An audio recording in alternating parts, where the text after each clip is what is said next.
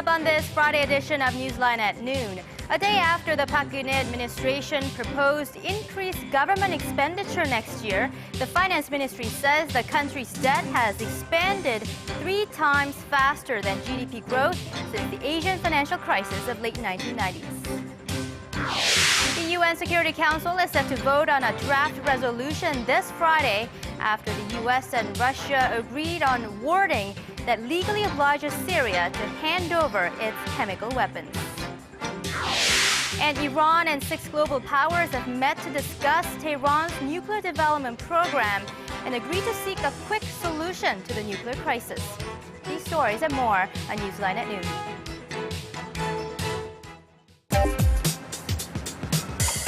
Where's the best place for bibimbap? Les Jeux Olympiques d'hiver se dérouleront-ils à Pyeongchang? هل أنتم حقاً سابع أكبر مصدر في العالم؟ この歌手は誰ですか？你好，最近哪部电视剧的人气最旺？ Korea is attracting interest from around the world. The more you know, the more you want to know. Dynamic Korea.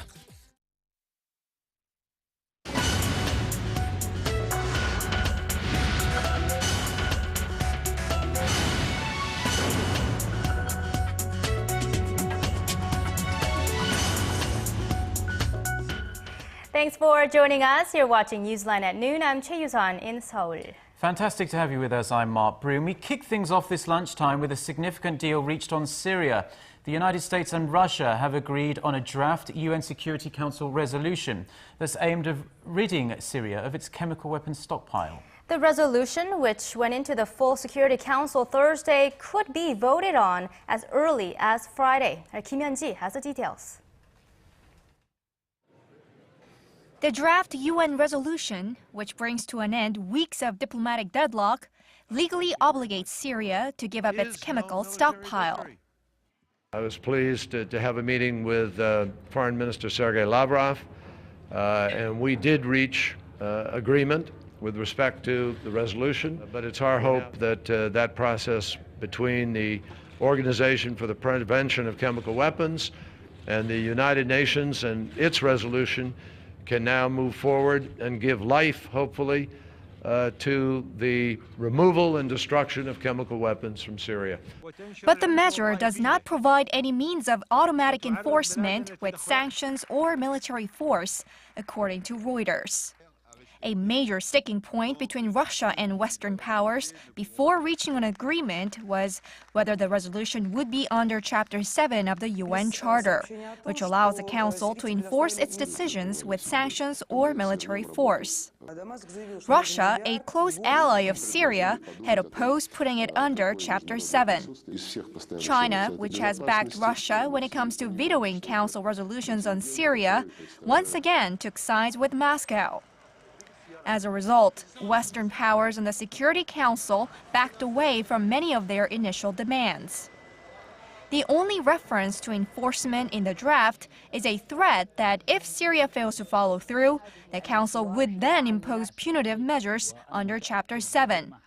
But this would require a second resolution, which Russia could veto again. Despite the seemingly major concession, a U.S. State Department official hailed the deal as a breakthrough. Washington and Moscow had agreed to eliminate Syria's chemical weapons in the wake of a sarin gas strike on civilians in the suburbs of Damascus last month, the world's deadliest chemical weapons attack in 25 years. Kim Yeon-ji, Arirang News. The devil might be in the details, but it appears as though a window of opportunity is open to deal with Iran's nuclear program. This following the highest level direct contact between Washington and Tehran in 6 years on the sidelines of the UN General Assembly on Thursday. Kim Ji-yeon has more. Iran's Foreign Minister Mohammad Javad Zarif met with his U.S. counterparts and the other 4 permanent members of the UN Security Council and Germany, which make up the so-called P5+1, on the sidelines of the UN General Assembly on Thursday. Following the talks, Zarif said that all sides agreed to try to fast-track nuclear negotiations to within 1 year. Discussions were very substantive, businesslike. We hope to be able to make progress towards resolving this issue in a timely fashion, based on respecting the rights of the Iranian people. U.S. Secretary of State John Kerry also said the meeting went well, but warned that there was a lot of work to be done. Iran and the P5+1 agreed to hold another round of talks on the issue on October 15th and 16th in Geneva. Since the election of the new Iranian President Hassan Rouhani in June, Iranian officials have tried to reach out to the West and the international community in order to address concerns over its nuclear programs. Earlier, Rouhani said that no country should possess nuclear arms and added that it was necessary to establish a nuclear weapons-free zone in the Middle East. The U.S. and Iran severed diplomatic ties in 1980 after the outbreak of the Islamic Revolution in Iran the year before. And the last meeting between an American and Iranian leader was in 1977. Kim Ji-yeon, Arirang News.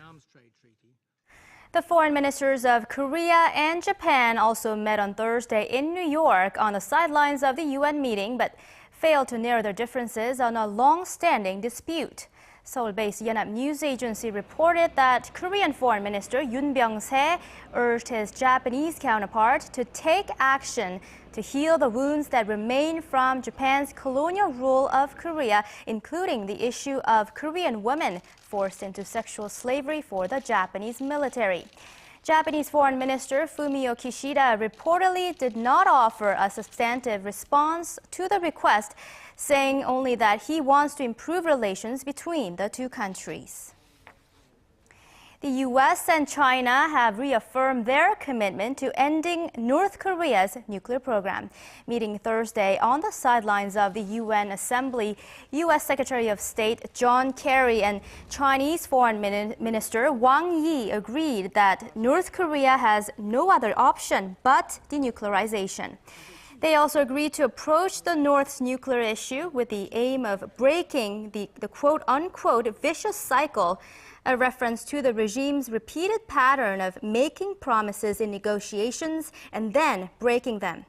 Kerry also hailed Beijing's recent decision to ban exports of weapons materials to North Korea and re-emphasized the importance of China's role in dealing with the North.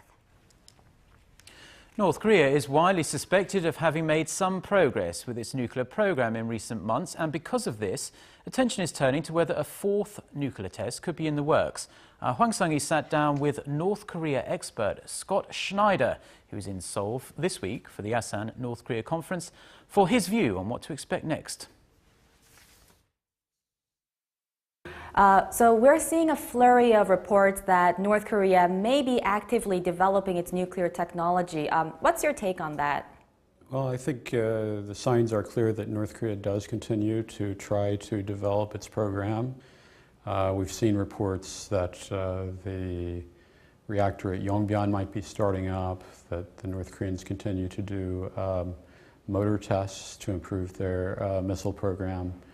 And so even though they are not conducting a nuclear test or a missile test every day, it doesn't mean that they are not working on the program every day.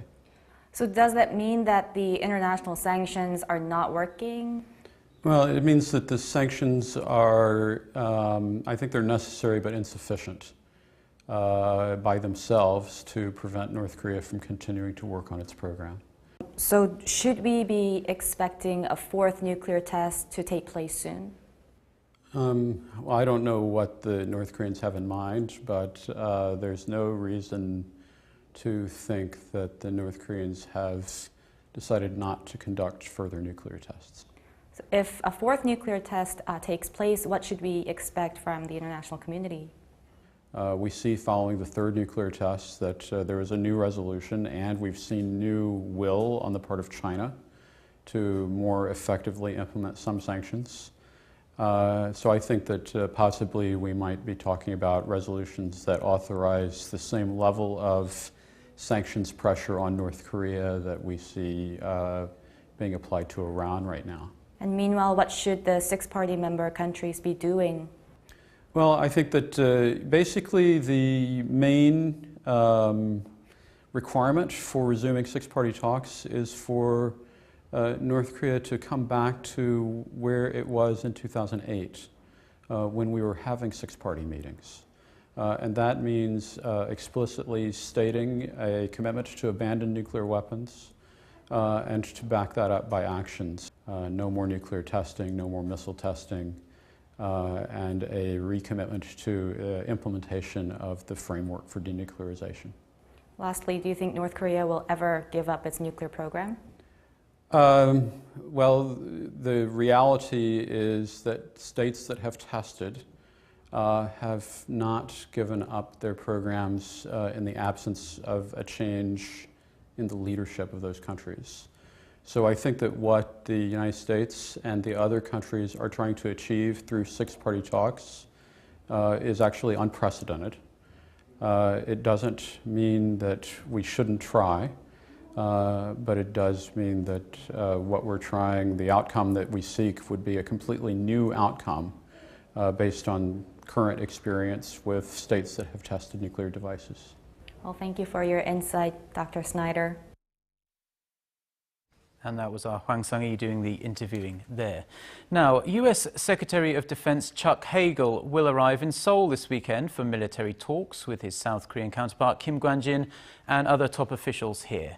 During the 45th Security Consultative Meeting set for next Wednesday, the two sides are expected to focus on discussing the possible delay of a planned transfer of wartime operational control from Washington to Seoul, currently slated for 2015. The two defense chiefs last shared views on the issue in Brunei a month ago, but failed to reach a compromise on the issue. The two sides will also assess the current situation in North Korea and come up with a customized South Korea-US deterrence strategy against Pyongyang's nuclear threats. During his four-day visit, Hagel is scheduled to take part in various military events before heading to Japan. South Korea and the United States failed to make much headway during their fourth round of talks on defense cost-sharing, which wrapped up in Washington on Thursday. Seoul's top negotiator told reporters that there was still a significant gap between the two sides on ways to better systemize the cost division and how the funds are managed. While no detailed information has been made available, Seoul reportedly raised concerns about its share of the cost for the relocation of US bases in Korea. The differing positions kept the two allies from discussing the actual cost of keeping US troops on the Korean peninsula. The Korean government proposed roughly $808 million for its share of the burden starting next year. However, the US is requesting at least $920 million.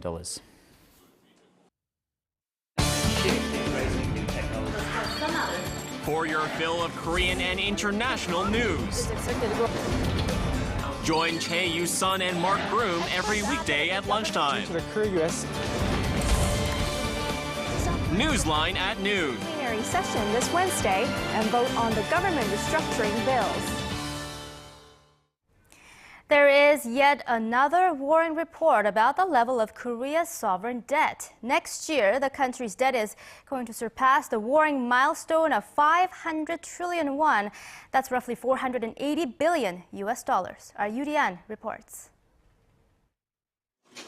There has been growing concern the country's sovereign debt is increasing at an alarming pace, and the government's proposal for next year's budget envisages a further rise, stoking concerns about the country's fiscal health. The finance ministry said on Friday that the government's debt is projected to surpass 500 trillion won, or about $480 billion next year, a rise of 7% from this year. The estimate marks an eightfold increase from the debt level seen back in 1997, when the nation was hit by the Asian financial crisis.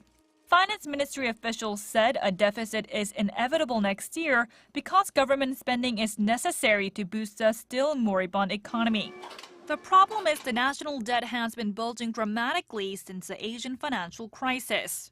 The government had to keep cleaning up the mess in the financial industry, which was hit again by the credit card industry crisis in 2003 and the global financial crisis in 2007. While the nation's debt increased eightfold since 1997, the country's GDP only increased by about threefold over the same period. Government debt is now forecast to reach a record high of 36.5% of GDP, which still appears to be at a manageable level. That figure, however, does not take into account debt held by state companies or payment guarantees offered by the government for various debt finance projects. Experts say that if the debt continues to pile up at its current pace, Korea will be at risk of repeating the mistakes seen in Japan and Eastern European countries. Yoo-li-an, Arirang News. Korea posted a current account surplus for the 19th consecutive month in August, with the figure standing at $5.7 billion. Data released by the Bank of Korea shows the cross-border trade surplus dropped by nearly $1 billion from July, but the accumulated surplus from January to August nearly doubled compared to a year earlier. Exports of goods rose 8% from the previous year to $46 billion. Imports of goods edged up slightly more than 1% to $41 billion. Central bank officials attribute the relatively small increase in imports to falling raw material prices. Korea's main gateway, Incheon International Airport, broke ground Thursday on its second terminal, which is slated for completion just before the Pyeongchang Winter Olympics in 2018. Kim Yeon-ji reports. Top-ranked Incheon International Airport is getting a second terminal to handle the ever-increasing volume of passengers and cargo into Korea. In order for Incheon International Airport to become a global hub and Northeast Asia's leading airport, we must upgrade not just the airport capacity, but also its facilities and equipment. The terminal is slated for completion in 2017, just in time for the Pyeongchang Winter Olympics in 2018. The airport opened its doors to the world in March 2001, and since then it has handled some 44 million passengers and 4.5 million tons of cargo every year. If the trend continues, the airport is expected to become saturated around 2017. The new terminal will handle an extra 18 million passengers and 1.3 million tons of cargo per year, giving the airport a total capacity of 62 million passengers and 5.8 million tons of cargo. The new facility will be located in front of the existing one and will include a passenger terminal and an air traffic control center. The cost is estimated at roughly $2 billion. The airport was ranked the 8th busiest airport in the world in terms of international passengers in 2010, and was ranked by Airports Council International the world's best airport for 7 consecutive years from 2005 to 2012. Kim Yeon-gil, Arirang News. As the budget clock ticks down to a potential government shutdown in the United States, the Republicans have vowed to only agree to raise the debt ceiling if President Obama's health law, more widely known as Obamacare, is delayed for 1 year. The federal government will be forced to shut down most of its operations if a deal to raise the ceiling is not passed by next Tuesday, October 1st. The Republicans say they don't want to see a government shutdown, but they say something has to be done to rein in the Obama administration's spending, starting with Obamacare. President Obama has accused the Republicans of scaremongering about the cost of the health law. Interpol has issued a red notice, which is the global equivalent of a wanted poster, for a young British woman at the request of the Kenyan government. 29-year-old Samantha Louthwaite is dubbed the White Widow because her husband was one of the 4 suicide bombers who attacked London's transport system in July 2005. Officials think Louthwaite could have been involved in the Westgate Mall attack after it was said that a British woman was among the dozen or so terrorists that attacked the centre. She is thought to have links to the Somali Islamist group Al-Shabaab and has been linked to a 2011 plot to bomb hotels and restaurants in tourist areas on Kenya's coast. The red notice doesn't cite the Westgate Mall attack, but says Louthwaite is wanted in connection to her activities in 2011. Now, tremendously exciting sports news now. Korean fans of Formula One have just 1 more week to wait until the 2013 Formula One Korean Grand Prix gets underway with practice sessions next Friday. Red Bull's Sebastian Vettel may be running away with the championships, but fans can still enjoy the glitz, glamour and sounds of Formula One as it makes its annual stop in Yeongnam, South Jeolla Province. Our Kim Ji-yeon gives us a preview. As far as sports go, they don't get much bigger than Formula One, which attracts hundreds of millions of viewers around the world during race day. Formula One is fairly new to Korea, but fans here are already embracing the event.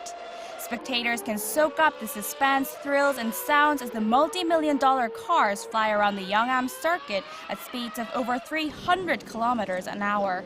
2013 Korean Grand Prix gets underway with practice sessions next Friday. The standards have changed slightly. The tires are heavier, and the race will be the most exciting ever held. The Red Bull team with their main man Sebastian Vettel have won the last 2 races in Korea. Ferrari's Fernando Alonso won the inaugural Korean GP in 2010.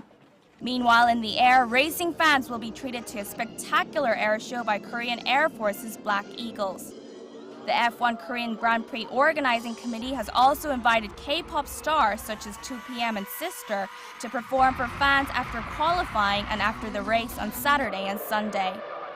The committee says the participation and interest of local residents is crucial for the success of the event. We are holding an event for spectators to guess the winner of the race. The prizes includes a car. The committee has also developed a smartphone application that offers information on food, transportation, and accommodation around the race circuit. The first practice session gets underway at 10 a.m. Korea time next Friday. The race itself starts at 3 p.m. next Sunday, October 6th. Kim Ji, Arirang News.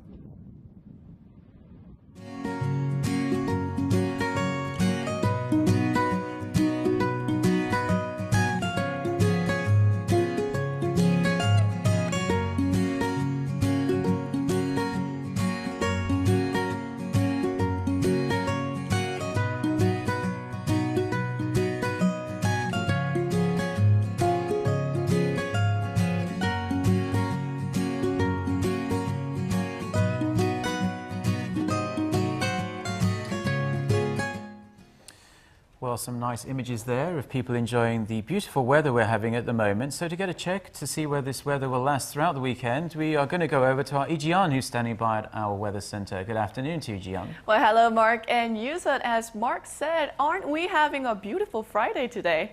Yes, we really are having a wonderful Friday. It makes a change, you know. Sometimes the weather at the weekend can be pretty bad, but the weather really is stunning. Right. But don't you think, is it just me, but my throat is very dry. It seems like the air has got much drier over the last few weeks. It has gotten drier and chillier.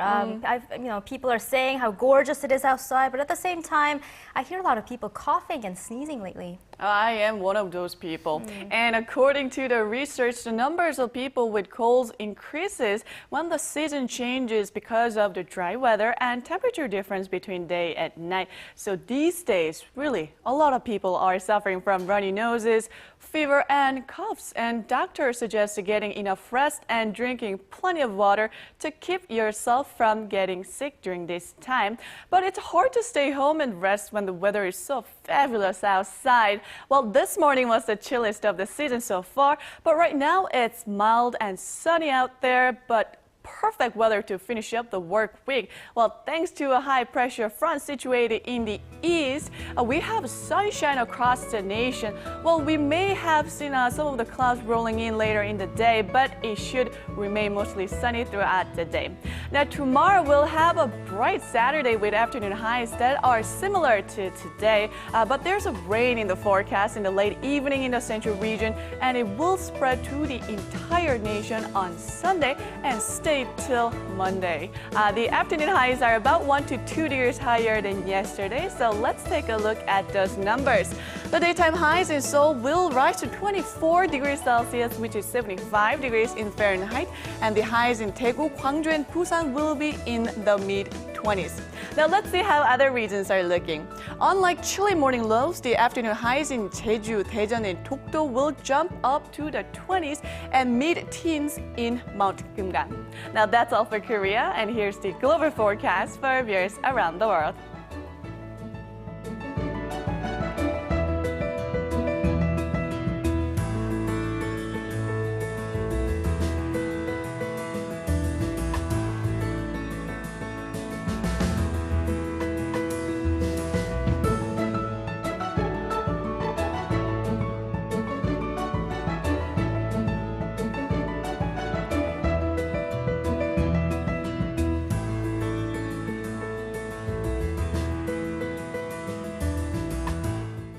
That's all for me this week. Have a wonderful rest of the day and lovely weekend. Now back to Mark and Yoo-sun in the studio.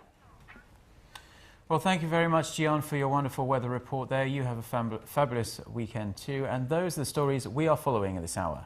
And Mark and I will be back next Monday right here on NEWSLINE at noon.